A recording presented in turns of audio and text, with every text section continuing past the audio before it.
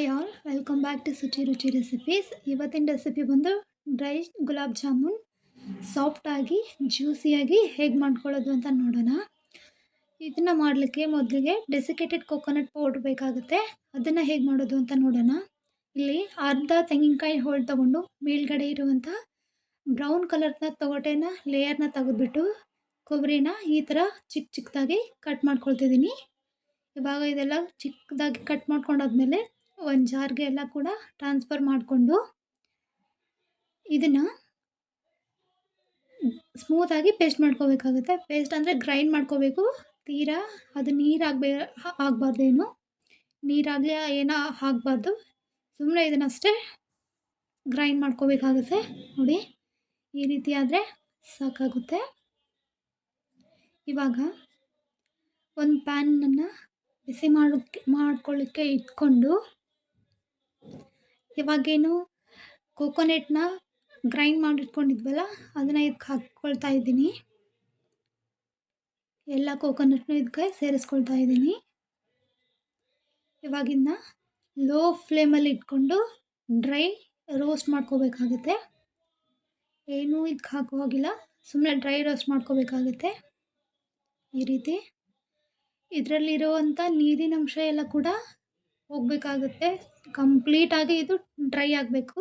ನೋಡಿ, ಇದನ್ನು ಫ್ರೈ ಮಾಡ್ತಾ ಹೋದಂಗೆ ಅದರಲ್ಲಿರೋ ನೀರಿನಂಶ ಎಲ್ಲ ಹೋಗ್ತಾ ಹೋಗುತ್ತೆ. ಕೊಬ್ಬರಿ ಈ ಥರ ಉದುರಾಗಿ ಬರುತ್ತೆ, ಆವಾಗ ಡ್ರೈ ಆಗ್ತಾ ಇದೆ ಅಂತ ಅರ್ಥ. ನೀವು ನೋಡ್ಬೋದು, ಡ್ರೈ ಆಗ್ತಾ ಬರ್ತಾ ಇದೆ. ಈ ರೀತಿ ಒಂದು 8ರಿಂದ 10 ನಿಮಿಷ ಟೈಮ್ ತಗೊಳುತ್ತೆ ಈ ರೀತಿ ಡ್ರೈ ಮಾಡ್ಕೊಳ್ಳೋಕ್ಕೆ. ಇಷ್ಟಾದರೆ ಸಾಕು. ನೀವು ನೋಡ್ಬೋದು, ಕೊಬ್ಬರಿ ಎಲ್ಲ ಡ್ರೈ ಆಗಿದೆ ಪೂರ್ತಿಯಾಗಿ. ಇವಾಗ ಇದನ್ನು ಆಫ್ ಮಾಡಿಕೊಂಡು ತಣಿಲಿಕ್ಕೆ ಬಿಡ್ತೀನಿ. ಇವಾಗ ಶುಗರ್ ಸಿರಪ್ ಮಾಡ್ಕೋಬೇಕಲ್ವಾ. 1 ಬೌಲ್ನಷ್ಟು ಶುಗರ್ನ ತಗೊಂಡು ಸೇಮ್ ಕ್ವಾಂಟಿಟಿ ಬೌಲ್ನಷ್ಟು ನೀರನ್ನು ಸೇರಿಸ್ಕೊಂಡು ಇವಾಗ ಸ್ಟವ್ ಆನ್ ಮಾಡಿಕೊಂಡು ಇದನ್ನು ಶುಗರ್ ಸಿರಪ್ನ ಡಿಸಾಲ್ವ್ ಮಾಡ್ಕೊಳ್ಳೋಕೆ ಇಡ್ತೀನಿ. ಸಕ್ಕರೆ ಎಲ್ಲ ನೀಟಾಗಿ ಕರಗಬೇಕು, ಅಲ್ಲಿವರೆಗೂ ಇದನ್ನು ಸ್ವಲ್ಪ ಬೇಯಿಸ್ಕೋಬೇಕಾಗುತ್ತೆ. ಈ ಶುಗರ್ ಸಿರಪ್ಪು ತಿಕ್ಕಾಗಿ ಕನ್ಸಿಸ್ಟೆನ್ಸಿ ಬರಬೇಕು. ಈ ಒಂದೆಳೆ ಪಾಕ ಅಂತಾರ ಆ ರೀತಿ ಸ್ವಲ್ಪ ತಿಕ್ಕಾಗಿ ಕನ್ಸಿಸ್ಟೆನ್ಸಿ ಬರಬೇಕು. ಅಲ್ಲಿವರೆಗೂ ಚೆನ್ನಾಗಿ ಕುಕ್ ಮಾಡ್ಕೋಬೇಕಾಗುತ್ತೆ. ಇವಾಗ ಆಗಿದೆ.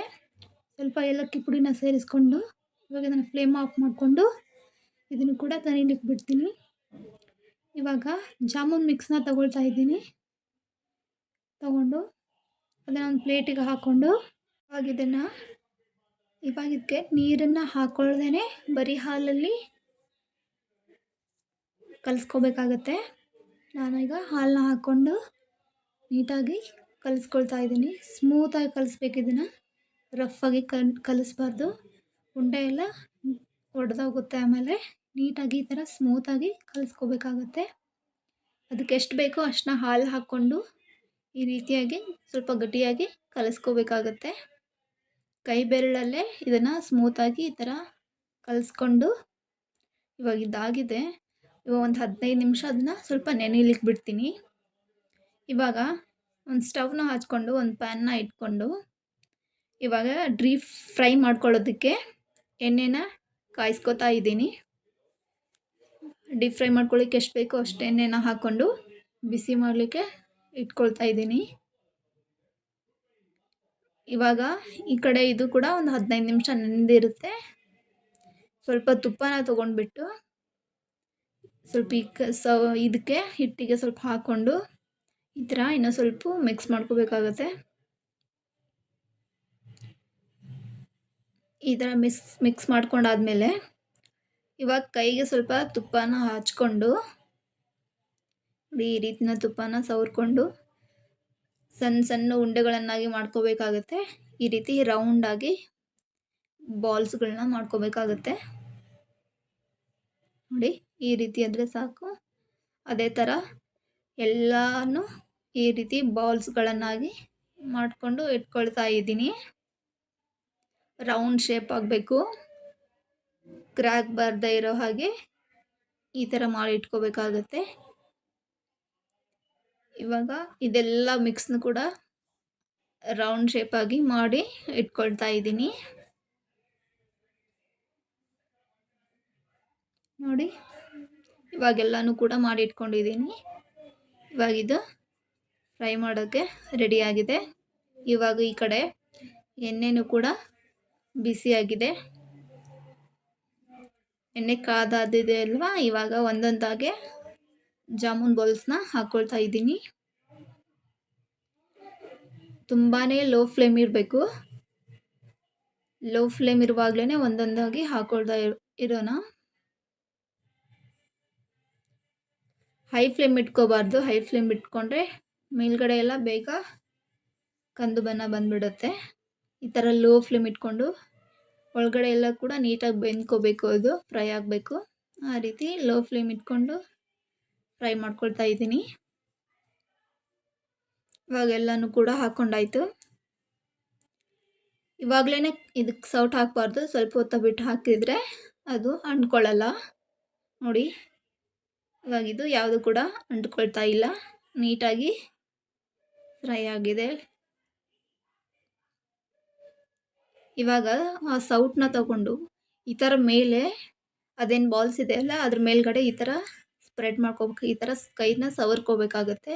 ಈ ರೀತಿ ಮಾಡೋದ್ರಿಂದ ಅದು ಬಾಲ್ಸ್ ಇದೆ ಅಲ್ಲ, ನೀಟಾಗಿ ಒಂದೇ ಥರ ಕುಕ್ ಆಗುತ್ತೆ, ಫ್ರೈ ಆಗುತ್ತೆ ಎಲ್ಲ ಕಡೆನೂ.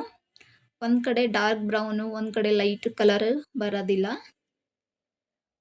ಒಂದೇ ಈವನ್ನಾಗಿ ಬ್ರೌನಿಷ್ ಕಲರ್ ಬರ್ತಾ ಹೋಗುತ್ತೆ. ಅದು ಬಾಲ್ ಎಲ್ಲ ಟರ್ನ್ ಆಗ್ತಾ ಇರುತ್ತಲ್ವ, ಅದರಿಂದ ಒಂದೇ ಥರ ಈವನ್ ಕಲರ್ ಬರುತ್ತೆ. ಈ ರೀತಿ ನೋಡಿ, ಈ ಥರ ಸೇಮ್ ಈವನ್ ಕಲರ್ ಬರುತ್ತೆ ಎಲ್ಲದಕ್ಕೂ.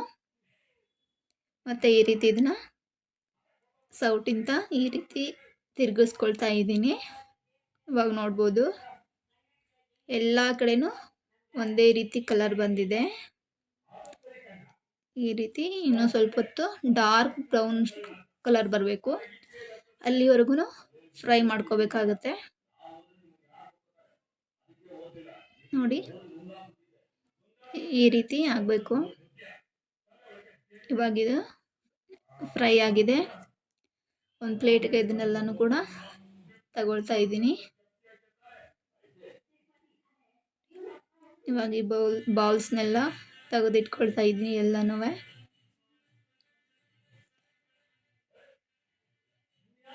ನೋಡಿ, ಈ ರೀತಿಯಾಗಿ ಪೂರ್ತಿ ಎಣ್ಣೆ ಎಲ್ಲ ಬಿಟ್ಕೊಂಡು ಬಂದಿದೆ.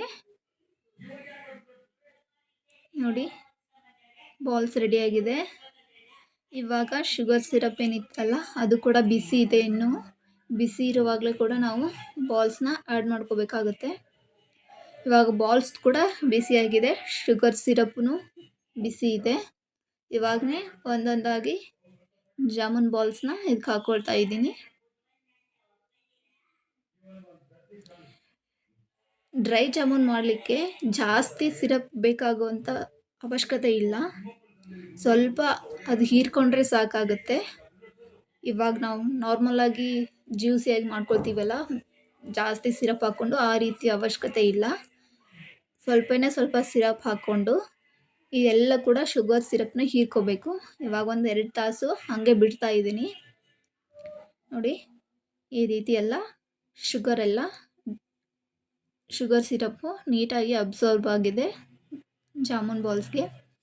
ಇವಾಗ ಡೆಸಿಕೇಟೆಡ್ ಕೋಕೋನಟ್ ಪೌಡ್ರನ್ನ ಇಟ್ಕೊಂಡಿದ್ನಲ್ಲ ನಾನು, ಇವಾಗ ಅದನ್ನು ತಗೊಂಡು ಒಂದೊಂದೇ ಜಾಮೂನ್ನ ತಗೊಂಡು ಈ ಥರ ಕೋಕೋನಟ್ ಪೌಡ್ರನ್ನ ಈವನ್ ಆಗಿ ಎಲ್ಲ ಕಡೆ ಈ ಥರ ಸ್ಪ್ರೆಡ್ ಮಾಡ್ಕೊಳ್ಬೇಕಾಗತ್ತೆ. ನೋಡಿ, ಈ ಥರ ಕೋಕೋನಟ್ ಪೌಡ್ರನ್ನ ಸ್ಪ್ರೆಡ್ ಮಾಡಿಕೊಂಡು ಒಂದು ಬೌಲ್ಗೆ ಟ್ರಾನ್ಸ್ಫರ್ ಮಾಡ್ಕೊಂಡು ಇಟ್ಕೊಳ್ತಾ ಇದ್ದೀನಿ.